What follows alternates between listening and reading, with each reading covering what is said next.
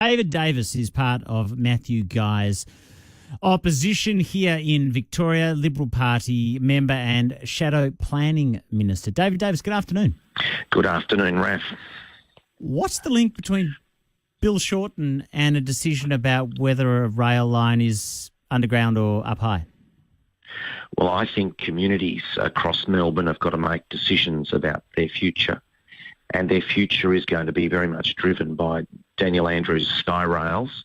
He's forced this on the community between Caulfield and Dandenong and hoodwinked them prior to the election, and the same process is underway now on the Frankston line. Well, they've made decisions on the Frankston line. Bogus consultation, and the reality is that this SkyRail proposal would be a terrible outcome for communities along the line. Mm-hmm. It would actually lead to a very bad outcome in terms of visual amenity along the bayside areas. It would lead to a very bad outcome in terms of noise. It may be cheaper, but it's a very poor outcome. Daniel Andrews didn't go to the election with a promise on this. He went with a promise to remove level crossings, but he didn't say anything about long-distance elevated rail, SkyRail, if you will, along many of our corridors. And whilst I say as it may be cheaper, it's a very poor long-term outcome. I mean, these will have huge impacts on suburbs, shopping centres, established areas with massive visual impact and huge sound impact for many kilometres either side. I think the idea of a SkyRail along our beachside suburbs is a travesty. I think it's not what people want, and I think they have every opportunity and every right to make their message clear to whichever part of the Labor Party they want to make that message to. Okay, so it took you about 2.5 minutes to obliquely tie in federal politics, David Davis. I'm all for you making your arguments, but I'll ask the same question. What does Bill Shorten have to do with SkyRail? Well, let's be very clear here. People are actually able to vote on the future of their suburbs. Do they want this SkyRail or not? They can actually send a sharp political message directly to the Labor Party, and it's time that the Labor Party actually step back from their plans here. This is not what people want for Melbourne. Nobody Did you hear my question, David Davis? I did, and I'm quite clear about it. I'm not saying that people can't register I'm not saying that people don't conflate the issues, but is there anything that the federal Labor Party has to do with a decision about if the SkyRail is up in the air or down below? Well, I see that Mark Dreyfus is now talking about it on his own Facebook site. Oh, is he? So I think he's got plenty to do. What did he say?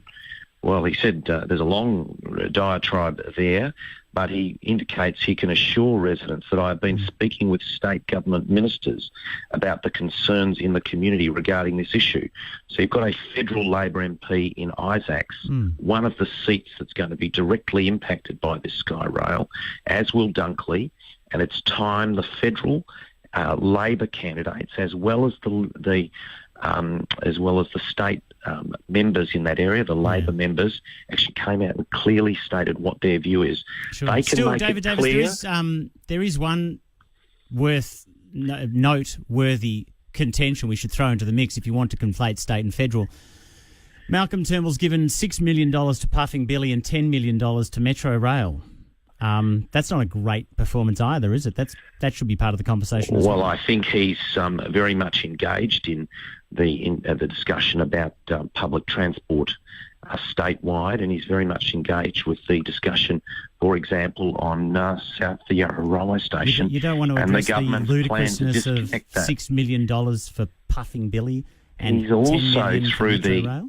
He's also through the asset recycling program, helping to fund some of the asset renewal statewide. So I think that 15% that comes from the sale of state assets or the long-term lease in the case of the port actually comes into state coffers and it's federal money. Government funding. You are still federally willing to give billions of dollars to a road whose business case has not been as far down the path as a rail tunnel. That still strikes me as odd. Let me be clear on the topic of the day. Yeah. The key issue here is that I don't think many people want a SkyRail. People want level crossings removed. They want them as a rail under road. If you want to solution. include SkyRail in the federal campaign, which totally up to you, you're a political party, go for it, advocate. However, you're giving billions of dollars to a road tunnel, the east-west, that hasn't gone as far down the path with Infrastructure Victoria as a metro rail tunnel.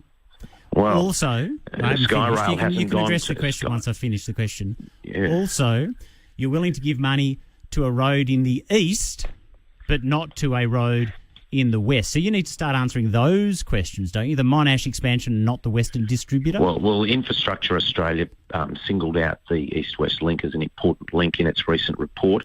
But let's be quite clear about SkyRail, for example. David Davis. No, it's actually true. It's very misleading, David Davis. The business case for the east-west tunnel.